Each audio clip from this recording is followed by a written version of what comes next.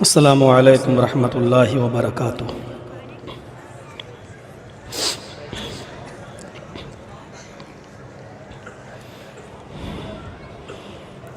الحمد للہ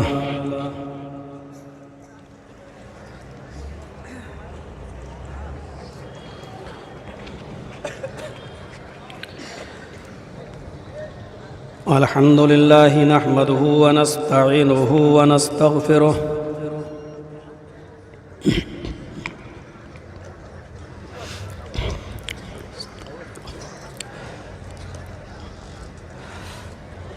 ونعوذ باللہ من شرور انفسنا ومن سیئات اعمالنا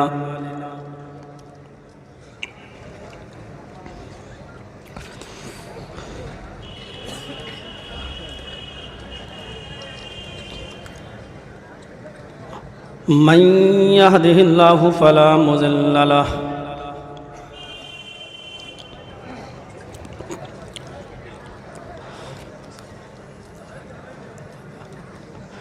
ومن يضلله فلا هادي له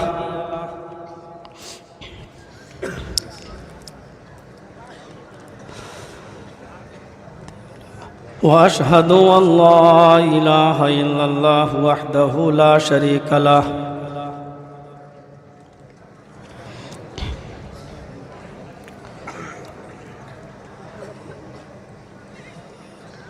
وأشهد أن محمدًا عبده ورسوله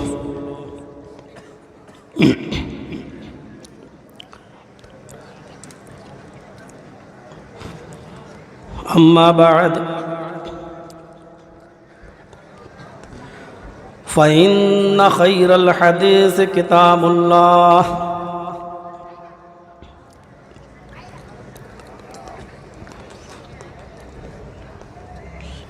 وخير الهدي هدي محمد صلى الله عليه وسلم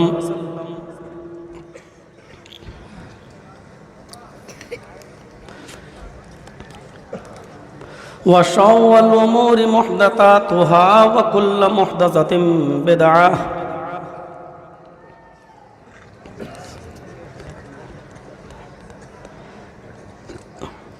وكل بدعة ضلالة وكل ضلالة في النار۔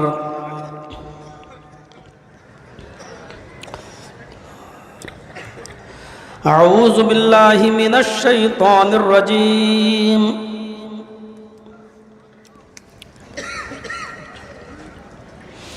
بسم الله الرحمن الرحيم۔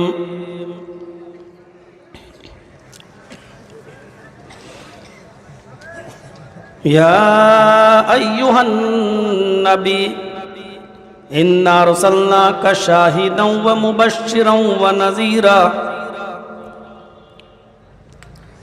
وداعيا إلى الله بإذنه وسراجا منيرا۔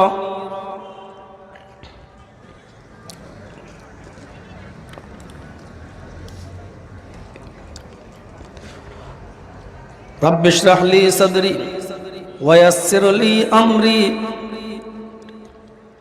واحلل عقدة من لساني يفقهوا قولي۔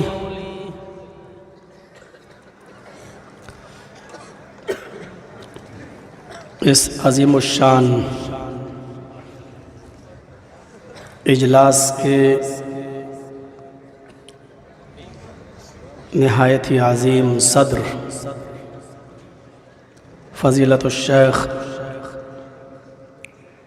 محمد جنید المکی حفظہ اللہ،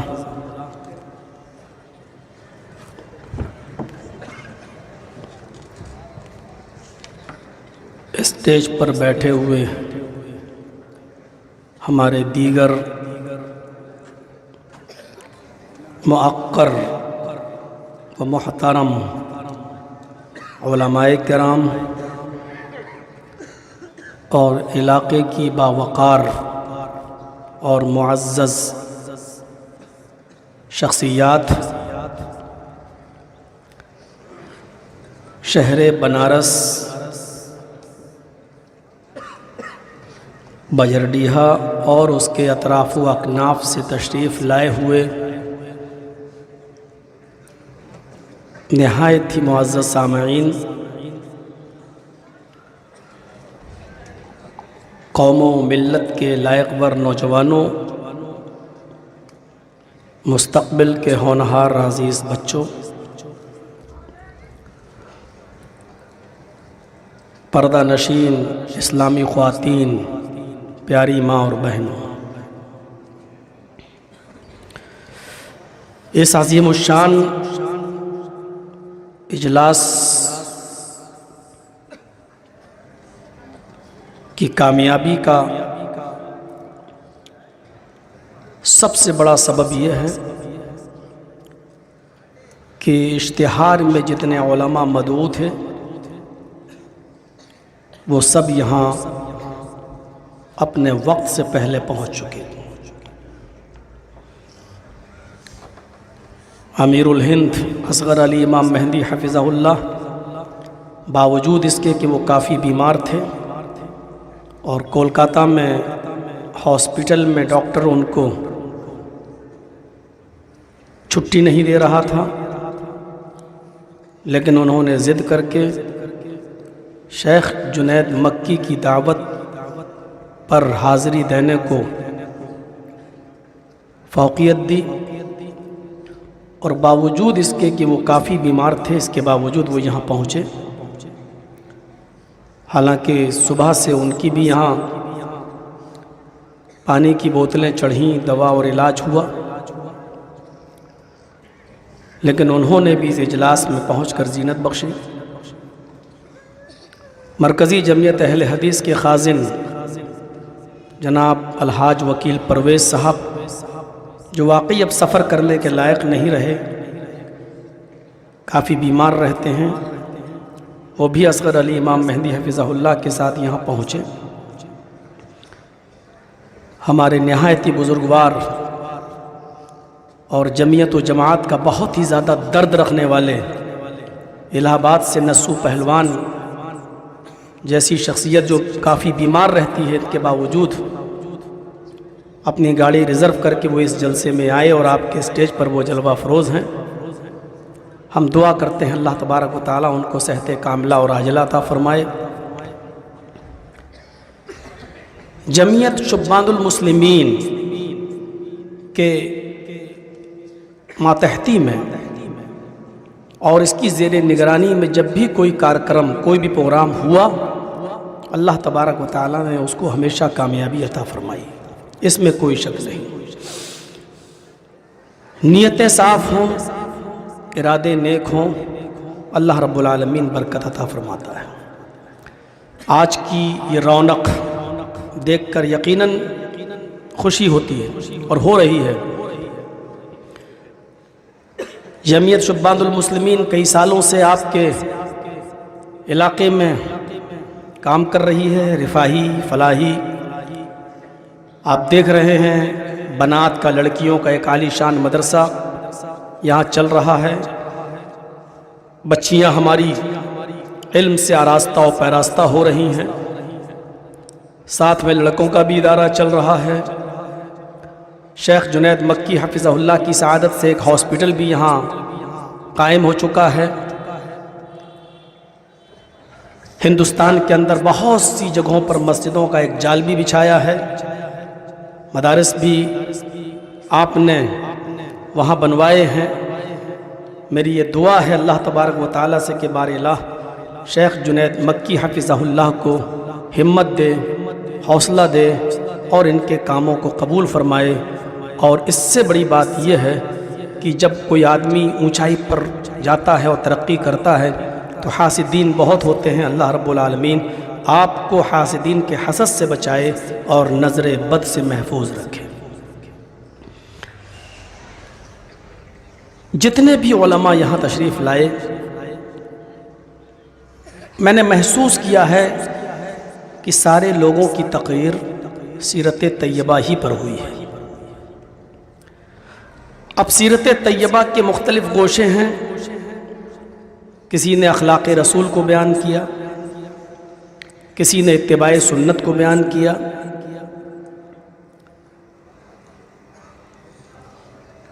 میں بھی جہاں روم پر آرام کر رہا تھا تو اپنا ذہن بنا رہا تھا کہ بنارس بڑا حساس علاقہ ہے، اور خاص طور پر میرے لیے تو ہے ہی۔ جو باتیں میں کھل کر بہار میں اور بنگال میں، اڑیسہ میں اور کرناٹک میں، دہلی اور بامبے میں بول لیتا ہوں، میں یہاں نہیں بول پاتا ہوں، اور اس کی بہت سی وجوہات ہیں۔ پھر میں نے سوچا کہ ہم بھی سیرت طیبہ سے نہ ہٹیں۔ جلسے کا نام اشتہار میں آپ نے دیکھا ہوگا، دین رحمت ہے۔ ہمارے نبی کو اللہ تبارک و تعالیٰ نے بھی رحمت للعالمین بنا کر بھیجا تھا۔ نبی اکرم صلی اللہ علیہ وسلم کی زندگی کے کچھ اہم گوشے، ان پر میں تھوڑی سی روشنی آپ کے سامنے ڈالنا چاہتا ہوں۔ قرآن کریم کی جو آیت میں نے آپ کے سامنے تلاوت کی ہے خطبہ مسنونہ کے بعد، اللہ تبارک و تعالیٰ نے اس آیت کے اندر ہی نبی اکرم صلی اللہ علیہ وسلم کے چند اوصاف حمیدہ کا تذکرہ کیا ہے۔ آئیے اس آیت پر ہم نظر ڈالتے ہیں، اس کے ترجمے پر غور کرتے ہیں، اور پھر ہم آگے بڑھتے ہیں۔ یا ایھا النبی انا ارسلناک شاہدا ومبشرا ونذیرا وداعیا الی اللہ باذنہ وسراجا منیرا۔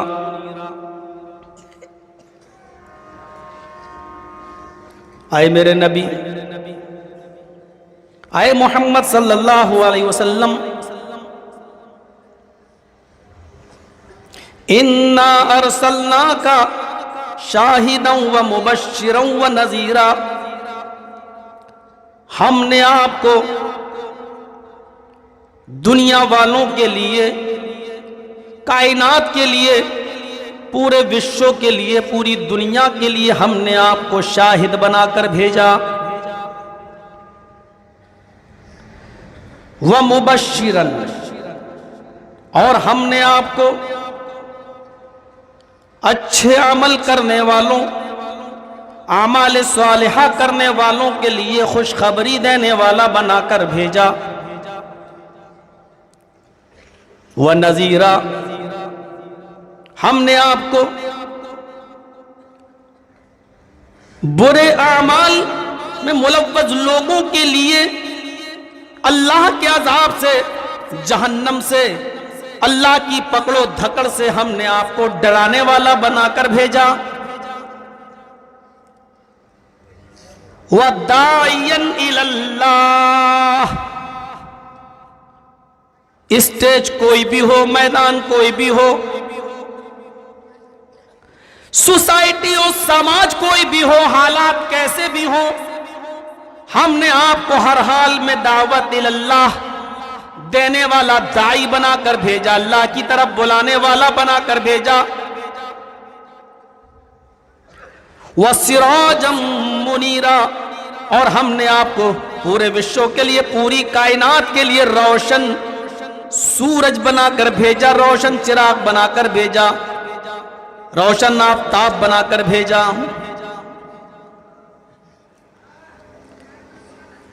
اس آیت کے اندر نبی اکرم کی 5 خوبیوں کا ذکر کیا گیا ہے۔ پہلے ہم انہی پر چلتے ہیں، ضرورت پڑی تو اور وقت نے ساتھ دیا تو ہم اور تھوڑا سا کچھ اور لے لیں گے۔ ان 5 چیزوں پر نظر ڈالیے۔ اے محمد صلی اللہ علیہ وسلم، ہم نے آپ کو وشو کے لیے، دنیا کے لیے، پوری کائنات کے لیے گواہ بنا کر بھیجا، گواہی دینے والا۔ یہاں سے ہمارے کچھ لوگ، کچھ بھائی دوسرا تھوڑا سا شوشہ نکالنے کی کوشش کرتے ہیں۔ جب نبی اکرم پوری دنیا کے لیے گواہی دینے والے بنا کر بھیجے بھیجے گئے، تو اس کا مطلب یہ ہے کہ آپ گواہی کون دیتا ہے؟ جو موقع واردات پہ موجود ہو۔ ایک قتل ہوا، گواہ وہ گواہی دیتا ہے کہ میں نے اپنی آنکھ سے دیکھا ہے۔ دیکھا ہے؟ ہاں دیکھا ہے، موقع واردات میں موجود تھے۔ اس آیت سے وہ یہ نکالنے کی کوشش کرتے ہیں کہ نبی اکرم صلی اللہ علیہ وسلم جب سے دنیا بنی ہے تب سے لے کر قیامت کی صبح تک موجود تھے، ہیں اور رہیں گے، اور اگر موجود نہیں، حاضر و ناظر نہیں، تو گواہی کیسے دیں گے؟ قرآن کریم کی ایک دوسری آیت نے اس کو کلیئر کر دیا ہے۔ گواہ کا یہ مطلب نہیں ہے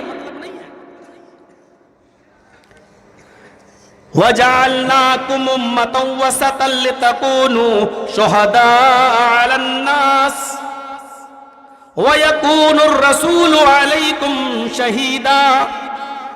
اور اے امت محمد، اے امت محمدیہ، ہم نے تمہیں امت وسط میں پیدا کیا، امت وسط میں ہم نے تمہیں بنایا۔ وَجَعَلْنَاكُمْ أُمَّةً وَسَطًا، امت وسط بنایا تاکہ تم لوگوں پر گواہ ہو جاؤ۔ لِتَكُونُوا عَلَى النَّاسِ شُهَدَاءَ عَلَى النَّاسِ، تاکہ تم لوگوں کے اوپر گواہ ہو جاؤ۔ ساری دنیا کے لوگوں پر امت محمد گواہ کیسے ہو سکتی ہے؟ آپ بتائیے تو۔ امت محمد سے پہلے عیسیٰ کی امت تھی، موسیٰ کی امت تھی، نوح کی امت تھی، ابراہیم کی امت تھی۔ اللہ تعالیٰ تو یہاں پر امت محمدیہ کو تمام لوگوں پر گواہی دینے والا بتا رہا ہے، یہ تمام لوگوں کی گواہی دے گی۔ امت محمدیہ تو محمد الرسول اللہ کے بعد جب آئی ہے تو یہ قوم نوح کی گواہی کیسے دے گی؟ ابراہیم علیہ السلام کے زمانے میں تو امت محمد تھی نہیں، پھر گواہی کیسے دے گی؟ اس آیت کے سبب ورود اور شان نزول پر جائیے تو آپ کو پتہ چلے گا کہ اللہ تبارک و تعالی جب قیامت کے دن حضرت نوح سے کہے گا، اے نوح، ہم نے تمہارے درمیان جو پیغمبر بھیجے تھے انہوں نے تم تک ہماری دعوت کو پہنچایا یا نہ پہنچایا؟ قوم نوح منع کر دے گی کہ اللہ ہمارے پاس کوئی ڈرانے والا نہیں آیا تھا۔ تب اللہ تبارک و تعالیٰ کہے گا، اے نوح، تمہاری امت تو منع کر رہی ہے، بخاری پڑھیے، تمہاری امت تو منع کر رہی ہے کہ ہمارے پاس تو کوئی ڈرانے والا نہیں آیا تھا۔ تو حضرت نوح علیہ السلام فرمائیں گے کہ اے اللہ، اگر یہ میری بات پر یقین نہیں کرتی تو جناب محمد رسول اللہ صلی اللہ علیہ وسلم سے پوچھ لے۔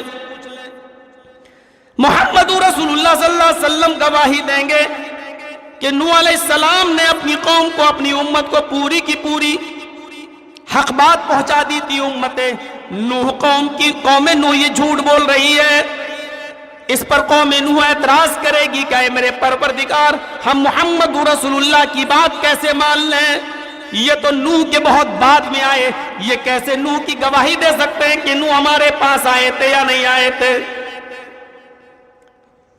اس پر اللہ کے نبی صلی اللہ علیہ وسلم فرمائیں گے کہ اے اللہ، تو نے ہمیں جو قرآن دیا تھا، تو نے ہمیں جو کتاب دی تھی، جو قرآن دیا تھا، اس قرآن میں تو نے ہمیں بتایا تھا، اور تو ہر چیز کا علم رکھتا ہے۔ اس قرآن نے ہمیں بتایا کہ نوح علیہ السلام نے اپنی امت کو، اور ہر نبی نے اپنی امت میں پوری دعوت و تبلیغ کا فریضہ انجام دیا۔ نبی اکرم صلی اللہ علیہ وسلم کی اس گواہی پر امت محمدیہ بھی گواہی دے گی۔ ہاں، ہماری کتاب میں قرآن کے اندر یہ موجود تھا کہ ہر نبی نے اپنی امت کے اندر دعوت پیش کی ہے۔ آج یہ لوگ جھوٹ بول رہے ہیں۔ یہی بات کہی گئی، لِتَكُونُوا شُهَدَاءَ عَلَى النَّاسِ، اے امت محمدیہ، ہم نے تمہیں امت وسط میں بیچ میں بنایا ہے تاکہ تم لوگوں پر گواہی دو وَيَكُونَ الرَّسُولُ عَلَيْكُمْ شَهِيدًا اور محمد رسول اللہ تمہارے اوپر گواہ بن جائیں کہ ہاں میری امت بالکل ٹھیک کہہ رہی ہے. میری امت کے پاس جو قرآن تھا جو ہم نے دیا تھا ہم نے اپنی امت کو بتایا تھا کہ نوح علیہ السلام نے بھی ابراہیم نے بھی یحییٰ نے بھی زکریا نے بھی موسیٰ نے بھی عیسیٰ نے بھی سارے نبیوں نے اپنی اپنی دعوت پوری کی انہوں نے کوئی خیانت نہیں کی. میرے پیارے ساتھیوں پتہ یہ بھی چلا کہ موقع واردات پہ موجود ہونا ضروری نہیں ہے. میں آپ سے بھی کچھ سوال کر سکتا ہوں. یہ بتائیے کہ اگر گواہی دینے والا اور ضروری ہے اس کے لیے کہ وہ موقع واردات پر موجود ہو تو آپ اپنے کانوں میں انگلی دے کر جب اذان دیتے ہیں اور پہلا جملہ ادا کرنے کے بعد جب دوسرا جملہ ادا کرتے ہیں اشہد ان لا الہ الا اللہ، اشہد کا معنی بھی تو یہی ہوتا ہے کہ میں گواہی دیتا ہوں اللہ کے علاوہ کوئی معبود نہیں. آپ گواہی دینے والے ہیں اور آپ اس بات کی گواہی دے رہے ہیں کہ اللہ کے علاوہ کوئی معبود نہیں. اب میں آپ سے یہ سوال کرنا چاہتا ہوں کیا آپ موقع واردات پہ موجود ہیں؟ کیا آپ نے اللہ تعالیٰ کو دیکھا ہے؟ کیا آپ اللہ تبارک و تعالیٰ سے ملے ہیں؟ کیا آپ نے اللہ تبارک و تعالیٰ سے ملاقات کی ہے؟ اور جب آپ اللہ سے ملے نہیں، اللہ کو دیکھا نہیں، اللہ سے ملاقات نہیں ہوئی تو پھر آپ گواہی کیسے دے رہے ہیں؟ چلیے اس سے بھی 2 قدم آگے بڑھیے. اب آپ ایک اور گواہی دے رہے ہیں اشہد ان محمد الرسول اللہ، میں گواہی دیتا ہوں کہ محمد اللہ کے رسول ہیں صلی اللہ علیہ وسلم. موقع واردات پہ جب گواہ کا ہونا ضروری ہے تو مجھے آپ بتائیے کیا آپ نے جناب محمد رسول اللہ کو دیکھا ہے؟ کیا آپ نے جناب محمد رسول اللہ سے ملاقات کی ہے؟ کیا آپ ان کو جانتے ہیں؟ میرے پیارے ساتھیوں نہیں، لیکن آپ گواہی دے رہے ہیں اور آپ کی اس گواہی کو قبول بھی کیا جا رہا ہے.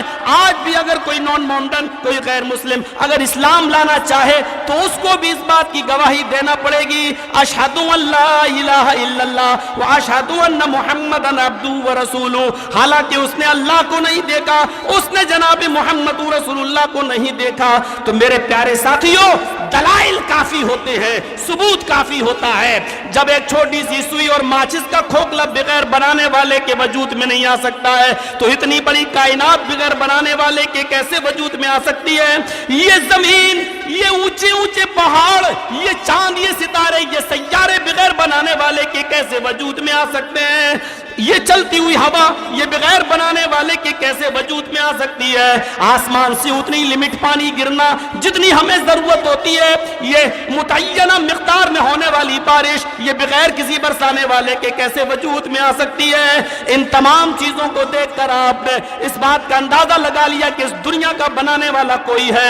آپ کی گواہی مانی جا رہی ہے.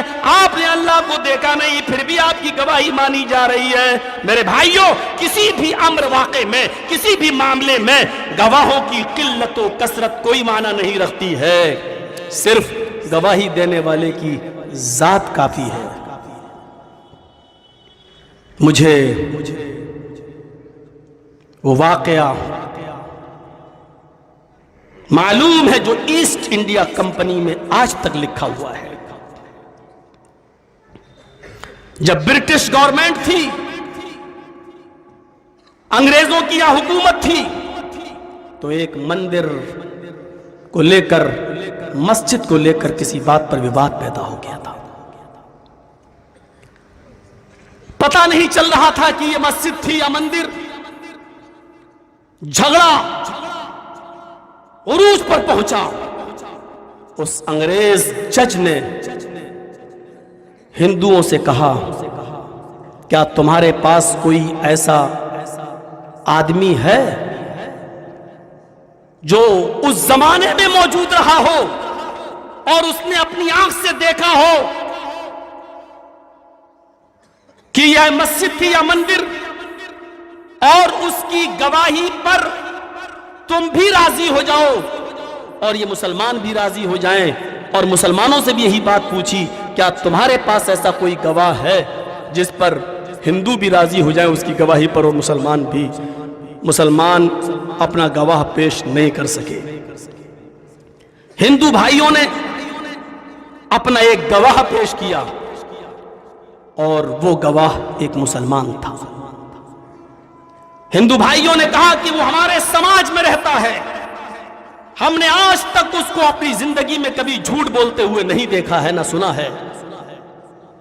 جج صاحب، وہ مسلمان آپ کی عدالت میں آ کر اگر گواہی دے دے گا، اگر وہ یہ بھی کہہ دے گا کہ یہاں پہلے مسجد تھی تو مندر سے ہم اپنا دعویٰ واپس لے لیں گے۔ اس جج نے مسلمانوں سے پوچھا، کیا تمہیں وہ گواہ پسند ہے؟ تم اس کی گواہی کو معتبر مانتے ہو؟ انہوں نے سوچا ہماری قوم کا ہے، ہماری برادری کا ہے، مسلمان ہے، مسلمان کے فیور ہی میں بات کرے گا، اللہ کے گھر کے بارے میں بات کرے گا۔ میرے پیارے ساتھیوں، کہا ہمیں منظور ہے اس کی گواہی۔ اس مسلمان نے کہا کہ میں نے قسم کھائی ہے کہ میں اپنی پوری زندگی کسی انگریز کا چہرہ نہیں دیکھیں گے۔ اس انگریز نے کہا کہ جج نے کہا کہ میں اپنی پیٹھ گھما لوں گا، مجھے صرف تمہاری گواہی درکار ہے، تم میرا چہرہ نہیں دیکھنا چاہتے ہو مت دیکھو، لیکن تمہاری ایک گواہی سے ایک جھگڑا ختم ہو جائے گا، اور عدالت میں گواہی دے تو بس تمہاری آواز میرے کانوں تک پہنچ جانی چاہیے۔ وہ اس شرط پر عدالت میں حاضر ہوئے کہ میں تمہارا چہرہ نہیں دیکھوں گا۔ اس نے کہا ٹھیک ہے، میں اپنا چہرہ نہیں دکھاؤں گا۔ وہ مسلمان گواہ، وہ بوڑھا آدمی جب کورٹ کے اندر، کچہری کے اندر، برٹش عدالت کے اندر جاتا ہے، کٹگھرے میں کھڑا ہوتا ہے اور اس انگریز جج کو مخاطب کر کے کہتا ہے آپ کا چہرہ دوسری طرف ہے، لیکن سن لیجئے میں گواہی دے رہا ہوں اور میری آواز تمہارے کانوں تک جائے گی۔ جس جگہ پر مندر و مسجد کا جھگڑا ہے، میں نے اپنی زندگی میں اس جگہ پر مندر دیکھا ہے، میں نے وہاں مسجد کبھی نہیں دیکھی ہے۔ مسلمانوں کا دعویٰ جھوٹا ہے، مسلمان بے ایمانی کر رہے ہیں، یہاں کبھی کوئی مسجد نہیں تھی، ہم نے جب بھی وہاں دیکھا تو مندر ہی دیکھا ہے، مسلمان اپنے دعوے میں جھوٹے ہیں۔ اس نے یہ گواہی دی اور یہاں سے چلے آئے، اور وہ گواہ وہاں سے چلا آیا اور فیصلہ مندر کے حق میں ہو گیا۔ وقتی طور پر ہار ہو گئی، وقتی طور پر ہار ہوئی، جج نے فیصلہ مندر کے حق میں کر دیا، لیکن اس ایک مسلمان کی سچی گواہی نے نہ جانے کتنے غیر مسلموں کے دلوں کی دنیا بدل دی، اور 10-20 نہیں، ان کی اس گواہی کے بعد سینکڑوں غیر مسلم اسلام کا کلمہ پڑھ لیتے ہیں، اسلام کے داعی بن جاتے ہیں، اسلام کا کلمہ پڑھ لیتے ہیں۔ میرے پیارے ساتھیوں، کسی بھی معاملے میں گواہوں کی قلت اور کثرت کوئی معنی نہیں رکھتی ہے، شخصیت دیکھی جاتی ہے۔ جو گواہی دے رہا ہے اس کا بھرم کتنا ہے، گواہی دینے والا اپنے سماج میں معتبر کتنا ہے، اپنے سماج کے اندر، اپنی سوسائٹی کے اندر اس کی عزت کتنی ہے۔ میرے پیارے ساتھیوں، یہاں محمد رسول اللہ کو جو گواہ بنایا جا رہا ہے، معاف کیجئے گا، آپ کی گواہی جنت کے تعلق سے ہے، جہنم کے تعلق سے ہے، حشر و نشر کے تعلق سے ہے، قیامت کے تعلق سے ہے، فرشتوں کے تعلق سے ہے، کہ لوگوں، جس نے اپنی پوری 23 سالہ نبوی زندگی میں، بلکہ اس سے بھی پہلے پیدائش سے لے کر 40 سال تک، جب تک نبی نہیں بنے تھے، اس 40 سالہ زندگی میں بھی جب کبھی اس نے جھوٹ نہ بولا ہو، کبھی کسی کی امانت میں خیانت نہ کی ہو، کبھی کسی سے وعدہ خلافی نہ کی ہو، تو 40 سال کے بعد 63 سال تک اپنی نبوی زندگی میں وہ جھوٹ کیسے بولے گا؟ اور پھر اس نے اس میں بھی جھوٹ نہیں بولا، جب اس نے کبھی زندگی میں اس کا ایک جھوٹ تم نے نہیں پکڑا، تو وہ شخص جہنم کے بارے میں جھوٹ کیسے بول سکتا ہے؟ جنت کے بارے میں جھوٹ کیسے بول سکتا ہے؟ فرشتوں کے بارے میں جھوٹ کیسے بول سکتا ہے؟ اسی طریقے سے وہ قیامت کے بارے میں اور آخرت کے بارے میں جھوٹ کیسے بول سکتا ہے؟ اس لیے اگر محمد رسول اللہ یہ کہہ رہے ہیں کہ اللہ ہے تو ماننا ہے، اگر رسولوں کے تعلق سے بتا رہے ہیں کہ ہم سے پہلے بھی اور پیغمبر آئے تو ماننا ہے، اگر کہتے ہیں جنت ہے تو ماننا ہے، جہنم ہے تو ماننا ہے، اس لیے کہ ہم نے تمہیں جناب محمد رسول اللہ صلی اللہ علیہ وسلم کو تمہارے درمیان گواہ بنا کر بھیجا ہے. ان کی گواہی دیکھیے اور یہ دیکھیے کہ کہنے والی ذات کون سی ہے, شخصیت کا اس کا معیار دیکھیے کہ اس شخصیت کا معیار کیا ہے. تو میرے پیارے ساتھیو, اِنَّا أَرْسَلْنَاكَ شَاهِدًا وَمُبَشِّرًا وَنَذِيرًا, اے میرے نبی ہم نے آپ کو ساری کائنات کے لیے گواہ بنا کر بھیجا. جب یہ فیصلہ ہو جائے اور ثابت ہو جائے کہ یہاں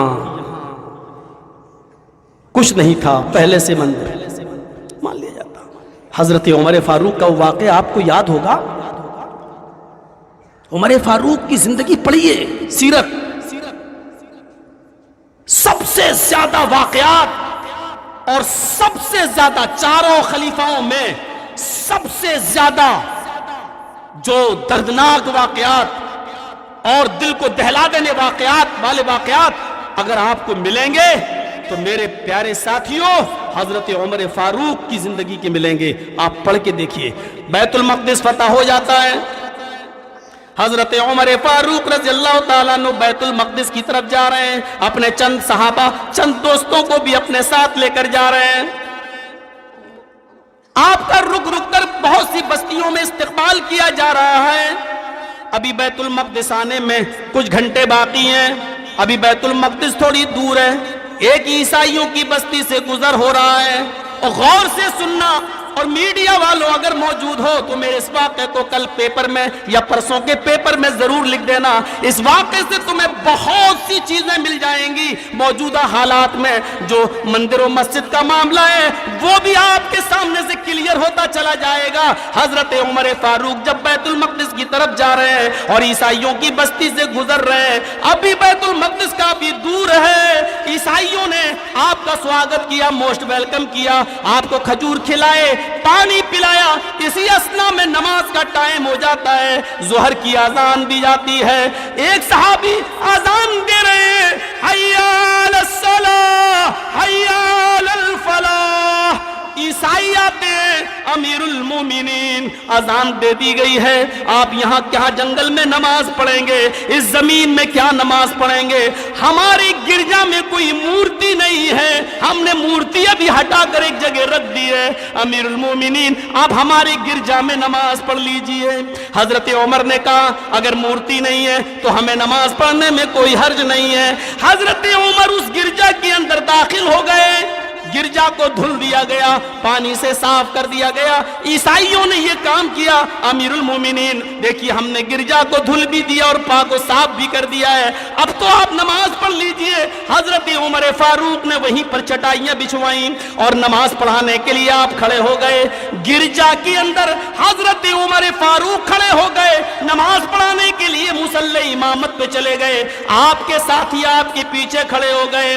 صرف اقامت کہی جانے والی ہے, اللہ اکبر اللہ اکبر, اشہد ان لا الہ الا اللہ و اشہد ان محمد الرسول اللہ, حی علی الصلاۃ حی علی الفلاح, قد قامت الصلاۃ قد قامت الصلاۃ, اللہ اکبر اللہ اکبر, لا الہ الا اللہ. اقامت کہہ دی گئی ہے. حضرت عمر فاروق نے یہ بھی کہہ دیا صفیں درست کر لو.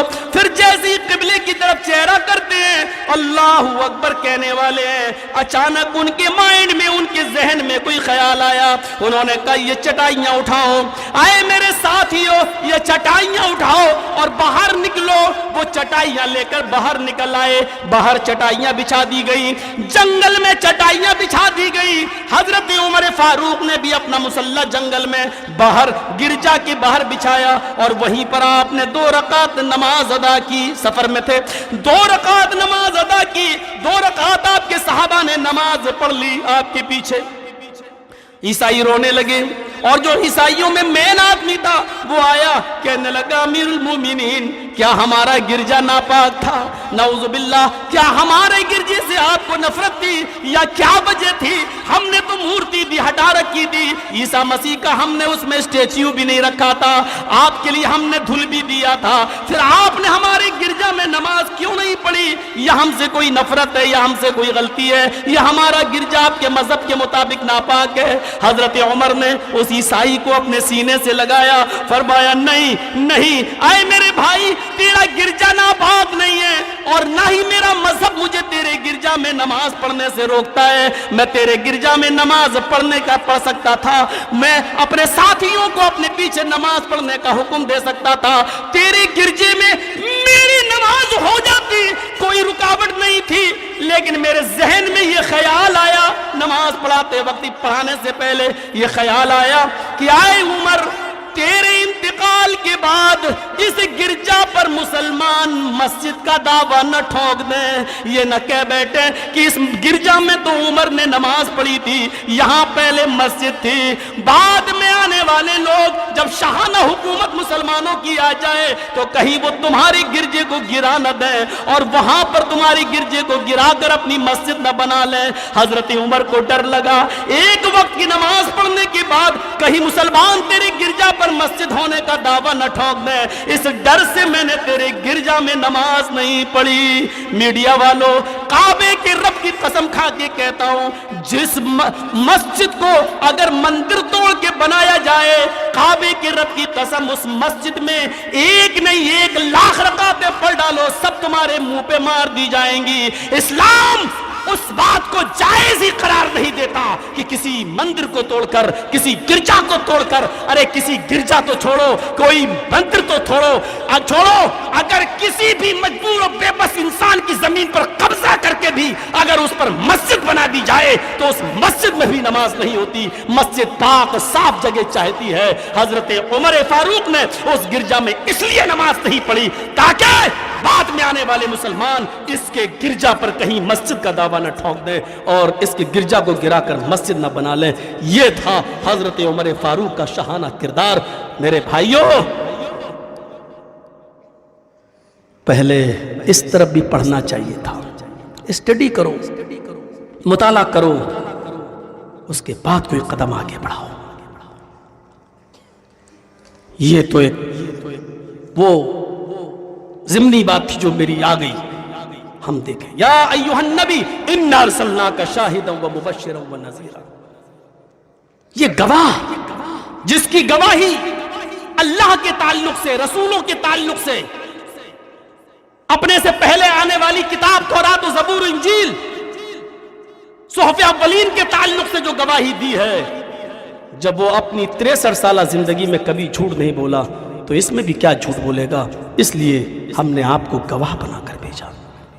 एक तो ये देखो कि जन्नत की गवाही, अल्लाह की गवाही, रसूलों की गवाही, तौरात और ज़बूर और इंजील के भी इस्लामी किताब होने की गवाही, कयामत की गवाही, फरिश्तों की गवाही कौन दे रहा है? शख्सियत देखो कौन है, उसका मायार देखो कौन है। उसका मायार वो है कि जब वो बोलता है तो अबू जाहल भी कहता है कि हम मोहम्मद को झूठा नहीं कहते, लेकिन मोहम्मद जो बात पेश करता है उस पर हमारा दिल नहीं जलता। ये है उसकी गवाही का मायार। उसकी गवाही का मायार ये है कि एक अल्लाह की तरफ बुलाने से पहले कोई सभा पर चढ़ गए, एक अल्लाह की तरफ दावत देने के लिए आपने अपने इर्द गिर्द तमाम लोगों को जब जमा कर लिया, समझ गए लोग की कोई खास बात है, मुहम्मदुर रसूलुल्लाह सल्लल्लाहु अलैहि वसल्लम उस मौके पर अपने बारे में लोगों से पूछते हैं, ऐ लोगों, तुमने हमारी जिंदगी पर नजर डाली है, तुमने हमारी 40 साल जिंदगी देखी है, अब मैं 40 साल का हो चुका हूं, ऐ लोगों, तुमने मेरी 40 साल जिंदगी पर नजर डाली है, ऐ लोगों, मुझे ये बताओ, इस पहाड़ी पर चढ़ने के बाद मैं नीचे झांक कर देखता हूं, एक खाई है, एक गहरी खाई है। अगर मैं तुमसे ये कहूं, इस खाई के अंदर, इस गुफा के अंदर एक लश्कर जर्रार, एक हमला करने वाला लश्कर छिपा हुआ है, तुम रात में सोगे, ये तुम्हारी बस्ती पर हमला कर देगा। आए मेरे साथियों, आए पहाड़ी के नीचे जमा होने वाले लोगों, कोई लश्कर है नहीं, कोई लश्कर इसमें है नहीं, लेकिन अगर मैं ये कहूं कि एक लश्कर छिपा हुआ है, देखो कोई लश्कर है नहीं, लेकिन अगर मैं ये कहूं कि इस पहाड़ी के नीचे एक लश्कर छिपा है जो तुम पर हमला करने वाला है, तो बताओ तुम मेरी बात का यकीन करोगे या नहीं करोगे? کہا ہاں اے محمد اس وقت آپ رسول اللہ، لوگ آپ کو نہیں جانتے تھے. کہنے لگے اے محمد ابن عبداللہ ہم تو فوراً آپ کی بات کا یقین کر لیں گے، لشکر ہو یا نہ ہو، لیکن آپ اگر کہہ رہے ہیں کہ ایک لشکر چھپا ہے تو ہم آپ کی بات کا یقین کر لیں گے اور اس لشکر سے بچنے کے انتظام کرنا شروع کر دیں گے. آپ نے پوچھا اے کوئی سبب کی، اے اس پہاڑی کے نیچے جمع ہونے والے لوگوں، میری بات پر اتنا بھروسہ کیوں، میری بات پر اتنا اعتبار کیوں؟ ان لوگوں کا جواب تھا قالوا ما جربنا الا صدقا، اے محمد ہم نے آپ کی 40 سالہ زندگی میں آپ کو کبھی جھوٹ بولتے ہوئے نہیں دیکھا، کبھی ہم نے آپ کو جھوٹ بولتے ہوئے نہیں دیکھا. جب آپ 40 سالہ زندگی میں جھوٹ نہیں بولے تو آج کیسے جھوٹ بولیں گے؟ آپ نے اپنے آپ کو اللہ کی دعوت کے لیے تیار کرنے سے پہلے قوم کے سامنے اور سماج کے سامنے اور سوسائٹی کے سامنے پہلے اپنے آپ کو پیش کیا، اپنا معیار بتایا. اب میں تمہیں جس کی طرف بلا رہا ہوں، سوچو جب 40 سالہ زندگی میں ہم بندوں کے تعلق سے جھوٹ نہیں بولے تو اب اللہ کے تعلق سے تم سے کیسے جھوٹ بولیں گے؟ جب تم مجھے اتنا سچا جانتے ہو تو سن لو، میں اللہ کا رسول ہوں، اللہ نے مجھے پیغمبر بنایا ہے. ہم تم کو اللہ کے عذاب سے ڈرانے کے لیے آئے ہیں، اللہ کے عذاب سے بچانا چاہتے ہیں. لوگوں لا الہ الا اللہ کی طرف ہم تمہیں بلانے کے لیے آئے. اتنا کہنا تھا. لا الہ الا اللہ پڑھنے والے تو بہت ملیں گے، ہر مسلمان ملے گا، لیکن جس دن اس کا معنی اور مفہوم سمجھ جائیں گے تو اچھے اچھوں کے کلیجے باہر نکل آئیں گے. اس کا مطلب یہ ہوتا ہے، اس کا مطلب یہ ہوتا ہے. عرب کے لوگ جانتے تھے کہ لا الہ الا اللہ کی طرف یہ بلا رہا تو اس کا مقصد کیا ہے. لا الہ الا اللہ کی طرف بلانے کا مقصد یہ ہے کہ خانہ کعبہ میں رکھے ہوئے 360 جو بزرگ تھے اور جن کے بت بنا لیے گئے تھے، ہمیں ان کی پوجا اور عبادت چھوڑنا پڑے گی. 360 معبودوں کی عبادت چھوڑنا پڑے گی. اللہ کی طرف بلا رہا ہے تو اس کا مطلب ہمیں اپنے معبود ود، سوا، یغوث، یعوق، نس، لات و منات اور عزا کو چھوڑنا پڑے گا. لا الہ الا اللہ کی طرف بلا رہا ہے تو اس کا مطلب یہ ہے کہ ہماری جو دعائیں اللہ تک لے جاتے ہیں، ہمارے جو بزرگ جو سفارشی ہیں، ہمیں ان کو چھوڑنا پڑے گا، ہمیں ان کے دامن کو ترک کرنا پڑے گا. یہ سب وہ جانتے تھے، اسی لیے انہوں نے محمد رسول اللہ کی اس آواز پر اپنا سر جھکا لیا. اب جھوٹا تو کہہ نہیں سکتے کیونکہ سچائی کا اعتراف تو ابھی کیا ہے. کوئی نہیں ملا، کھسیانی بلی کھمبا نوچے. کوئی نہیں ملا تو کہتے نا اس گھر کو آگ لگ گئی گھر کے چراغ سے. سب سے پہلے اٹھا تو کون اٹھا؟ ابو لہب، گھر کا آدمی. مخالفت گھر سے ہوتی ہے. ابھی 5 ایکڑ زمین ملی نہیں ہے، کتے پہلے پہنچ گئے ہڈی لینے کے لیے. یہ سٹیک مثال ہے، سٹیک سچی مثال ہے. ادھر بھی مخالفت گھر سے ہوئی، ادھر بھی مخالفت گھر سے ہوئی. اس گھر کو آگ لگ گئی گھر کے چراغ سے. میرے پیارے ساتھیوں ذرا تصور کرو، محمد رسول اللہ صلی اللہ علیہ وسلم کے بارے میں جو سب سے بڑا جملہ بولا گیا وہ کیا تھا؟ قالوا ما جربنا الا صدقا، ہم نے آپ کو سچ کے علاوہ کچھ نہیں دیکھا، کبھی نہیں دیکھا. سب چپ، ایک اللہ کی طرف آؤ. سب چپ. ابو لہب نے ہی مخالفت ایک دم چھوڑ دی. تبا لک یا محمد الہذا جمعتنا، برباد ہو جا، تو مٹ جا، تباہ ہو جا. محمد اتر، کیا اسی لیے تو نے ہم کو یہاں جمع کیا تھا؟ اب اس کا کیا جواب دیا جائے؟ اس کا کوئی جواب تھا ہی نہیں. کیا جواب دو گے؟ اب کوئی کہے جرجیس تیری ماں کی، اب جرجیس بھی کہے تیرے ماں کی، تو فرق کیا رہ گیا؟ محمد رسول اللہ پہاڑی سے نیچے اترے، اپنے گھر چلے گئے، کیونکہ اس کا کوئی جواب نہیں تھا. محمد ضرور خاموش رہے لیکن محمد کا رب خاموش نہیں رہا۔ محمد رسول اللہ نے صبر کا مظاہرہ کیا، اپنے گھر چلے گئے، لیکن تبا لکا یا محمد کہنے والے کے لیے اللہ نے اسی لفظ سے تب پر پوری ایک سورت نازل کر دی، تبت یدا ابی لہب و تب۔ اے میرے محمد کو بربادی کی دعا دینے والے، اے میرے حبیب کو میری بربادی کی دعا دینے والے، اے میرے محبوب کو بربادی کی بد دعا دینے والے، تیرے دونوں ہاتھ برباد ہو جائیں اور تو بھی برباد ہو جا۔ تبت یدا ابی لہب، تو بھی، تیرے دونوں ہاتھ برباد ہو جائیں اور ابو لہب بھی برباد ہو جائے۔ اور قیامت کی صبح تک ساری دنیا کا مسلمان ابو لہب پر یہ سورت پڑھ کر بد دعا بھیجتا رہے گا۔ یہ آیت ہمیں یہ بھی بتاتی ہے جہاں جواب ہم نہ دے سکیں، خاموش رہیں، وہاں پھر دفاع اللہ کرتا ہے، وہاں پھر دفاع اللہ کرتا ہے۔ یا ایھا النبی انا ارسلناک شاہدا ومبشرا ونذیرا، اے میرے نبی ہم نے آپ کو گواہ بنا کر بھیجا ہے۔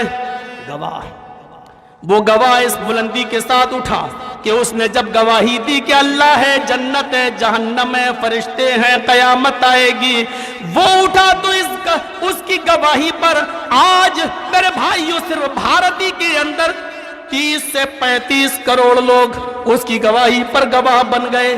جو کہتے ہیں مسلمان ہندوستان میں 20 کروڑ ہیں، 22 کروڑ ہیں، وہ جھوٹے ہیں میرے بھائیوں، تمہاری جنگڑنا جھوٹی ہے۔ مسلمان 30 32 سے 35 کے لپیٹے میں ہے، 35 کروڑ کے آس پاس ہیں۔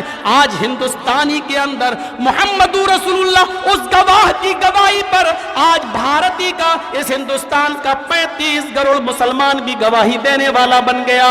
گواہ اس شان و شوکت کے ساتھ اٹھتا ہے میرے پیارے ساتھیوں کہ جب اس نے حجۃ الوداع کے موقع پر خطبہ دیا، جب اس نے حجۃ الوداع کے موقع پر خطبہ دیا تو اس خطبے کے اندر آپ نے یہ بھی فرمایا، لوگوں اب ایک بات بتاؤ، ساری باتیں بتائیں، ایک منصور بتایا، ایک اصول بتایا۔ پورا خطبہ دینے کے بعد جب سارے لوگوں کو آپ نے اپنی باتیں بتا دی تو اس موقع پر اللہ کے نبی نے ایک بات اور پوچھی، لوگوں کیا اللہ نے مجھے جو دعوت دے کر بھیجا تھا، جو پیغام دے کر بھیجا تھا، جو اللہ نے مجھے ذمہ داری دے کر بھیجی تھی، اس ذمہ داری کو میں نے تم تک پورا کر دیا یا نہیں؟ میں نے کوئی چیز چھپائی تو نہیں ہے، میں نے کوئی چیز تم سے چھپائی تو نہیں ہے۔ سارا کا سارا مجمع بولا، قالوا بلغتا وادیتا ونصحتا۔ اے محمد صلی اللہ علیہ وسلم، اے اللہ کے پیارے نبی، اے ہماری آنکھوں کی ٹھنڈک، اے محمد رسول اللہ، ہمارے ماں باپ آپ پر قربان، کیسی باتیں کر رہے ہیں؟ بھلا ہم یہ سوچ سکتے ہیں کہ آپ خیانت کریں گے؟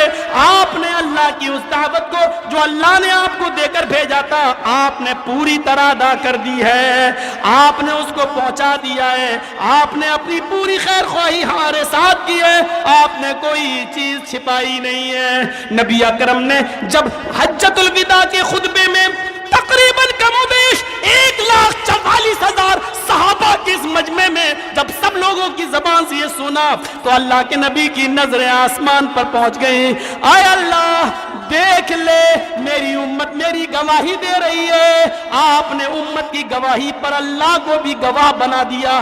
شاہد اس شان و شوکت کے ساتھ اٹھتا ہے کہ اس نے امت کی گواہی پر اللہ کو بھی گواہ بنایا۔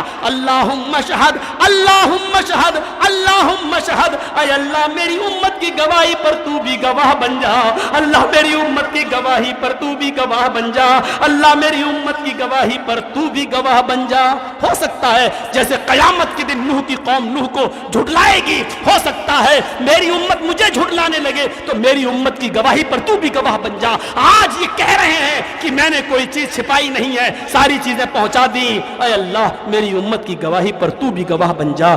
شاہد اس شان و شوکت کے ساتھ اٹھتا ہے۔ میرے پیارے ساتھیوں،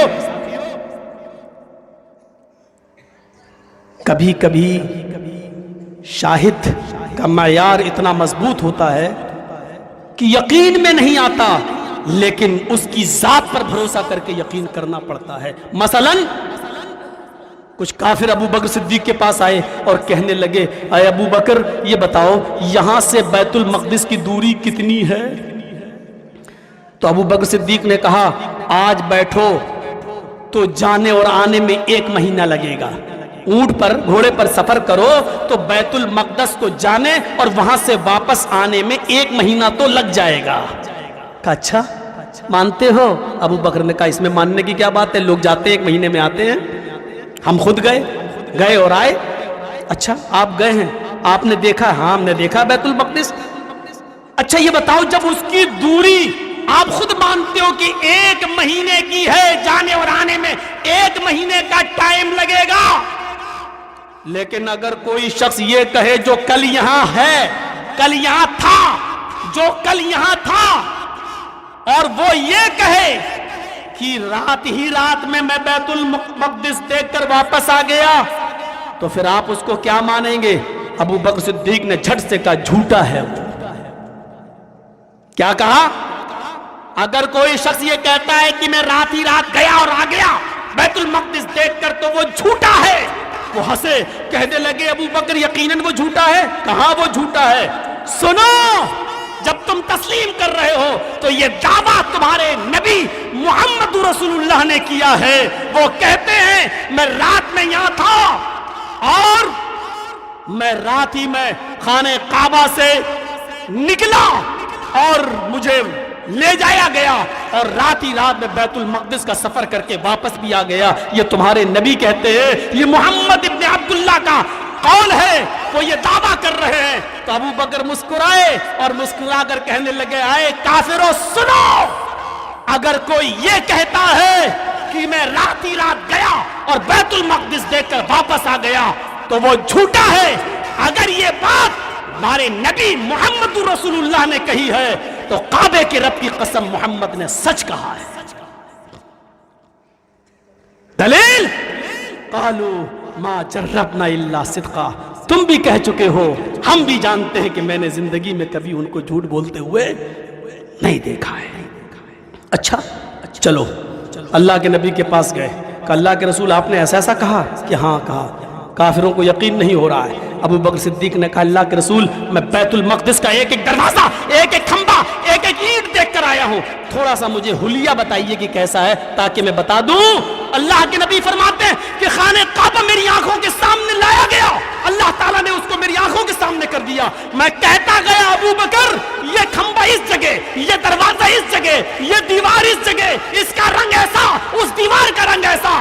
ابو بکر صدیق کہتے ہیں کعبے کے رب کی قسم آپ نے بالکل سچ کہا ہے۔ اللہ کے رسول نے اسی دن کہا اے ابو بکر انت صدیق، آج کے بعد تم صدیق ہو، تم بغیر کوئی تحقیق کیے ہوئے تم نے میری بات کی تصدیق کی ہے، تم سے بڑا سچ بولنے والا، تصدیق کرنے والا کوئی نہیں ہے۔ یہ گواہ کا اعتبار ہوتا ہے۔ ابو بکر صدیق سے پوچھو گواہی دینے والے کا معیار کتنا مضبوط تھا کہ انہوں نے کہا اگر ہمارے نبی نے یہ بات کہی تو سچی ہے۔ چلیے شاہد پر اتنا ہی، ورنہ اور چیزیں چھوٹ جائیں گی۔ یا ایھا النبی انا ارسلناک شاہدا ومبشرا، دوسری چیز پہ آئیے، اے محمد صلی اللہ علیہ وسلم، اے ہمارے نبی، ہم نے آپ کو شاہد بنا کر، ہم نے آپ کو گواہ بنا کر بھیجا ہے، ومبشرا، اور ہم نے اچھے کام کرنے پر آپ کو جنت کی خوشخبری دینے والا بنا کر بھیجا ہے۔ اچھے کام کرنے پر ہم نے آپ کو اعمال صالحہ کرنے والوں کے لیے خوشخبری دینے والا بنا کر بھیجا ہے۔ آپ پورا قرآن پڑھ جائیے، محمد رسول اللہ اچھے کام کرنے پر لوگوں کو خوشخبریاں ہی سناتے ہیں۔ متقی اللہ سے ڈرنے والے ہیں تو ان کو خوشخبری سنا رہے ہیں، ان للمتقین مفازا، اللہ سے ڈرنے والوں کے لیے کامیابی کامیابی ہے۔ ان للمتقین مفازا حدائق وعنابا، بڑے باغات ہیں، انگور ہیں، وکواعب اترابا، اور انہی کے ہم عمر ہم جنس ان کے لیے لڑکیاں، ان کے لیے حوریں ہیں۔ یہ متقیوں کے لیے آپ نے خوشخبری سنائی ہے۔ میرے پیارے ساتھیوں قرآن پڑھتے جاؤ، آپ صبر کرنے والوں کے لیے بھی خوشخبریاں سنا رہے ہیں۔ وَلَنَبْلُوَنَّكُمْ بشيء من الخوف والجوع ونقص من الأموال والأنفس والثمرات وبشر الصابرين. اور ہم تمہیں آزمائیں گے اے مسلمانوں، تمہیں بھوکا مار کر بھی آزمائیں گے. وَلَنَبْلُوَنَّكُمْ بِشَيْءٍ مِّنَ الْخَوْفِ، تمہارے اوپر خوف ڈال کر بھی ہم تمہیں آزمائیں گے. آج پورے بھارت میں ہم مسلمانوں کے اوپر جو خوف طاری ہے، ہم ایسا خوف ڈال کر بھی ہم تمہیں آزمائیں گے. والجوع، اور بھوکا مار کر بھی ہم تمہیں آزمائیں گے.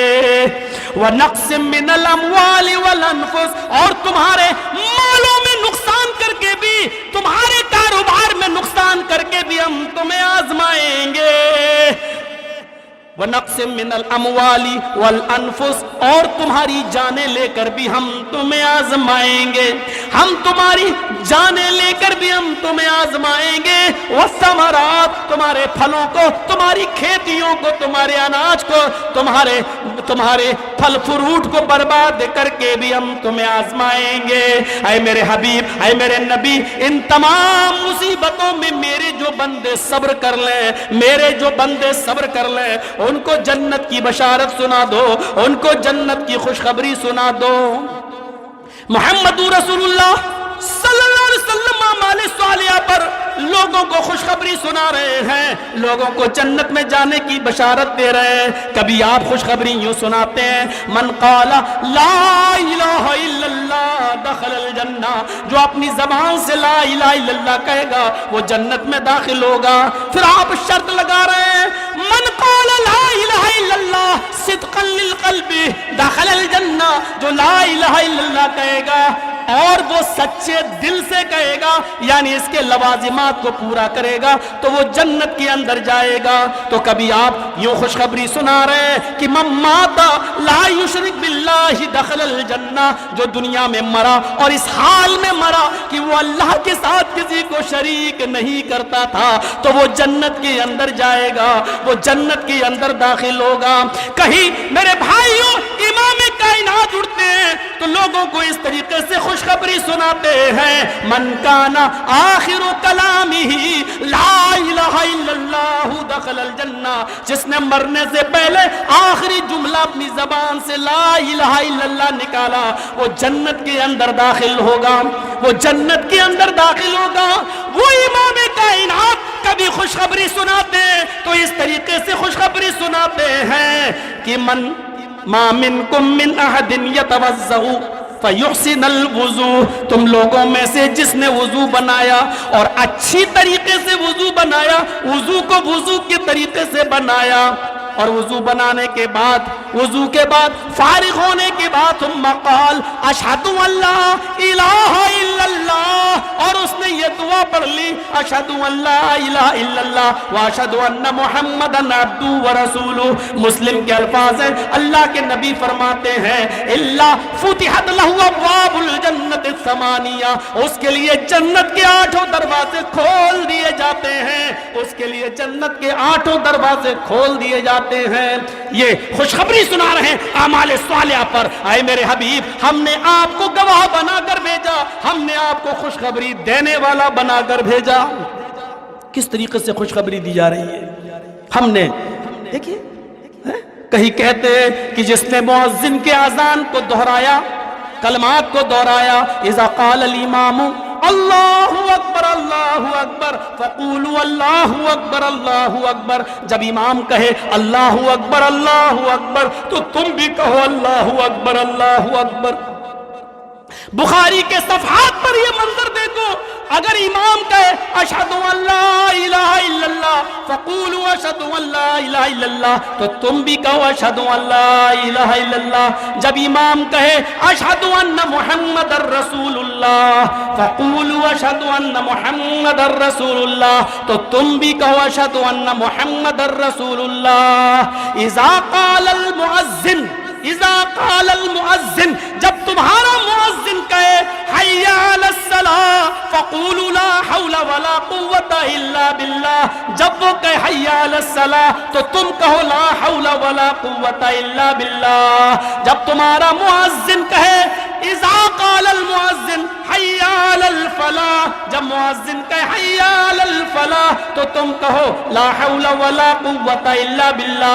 جب تمہارا مؤذن کہے اللہ اکبر تو تم بھی کہو اللہ اکبر اللہ اکبر. پھر مؤذن کہے لا الہ الا اللہ تو تم بھی کہو لا الہ الا اللہ. جس نے امام مؤذن کے کلمات کو دہرایا ثم قال اللہم رب هذه الدعوة التامة والصلاة القائمة آت محمدا الوسيلة والفضيلة وابعثه مقاما محمودا الذي وعدته. اور جس نے مؤذن کے کلمات دہرانے کے بعد یہ دعا پڑھی، یہی دعا ہے بخاری میں اتنے الفاظ کے بعد، بیچ میں وہ نہیں ہے آتی محمد الوسیلہ والفضیلہ، اس کے بعد لوگ لگاتے والدرجۃ الرفیع.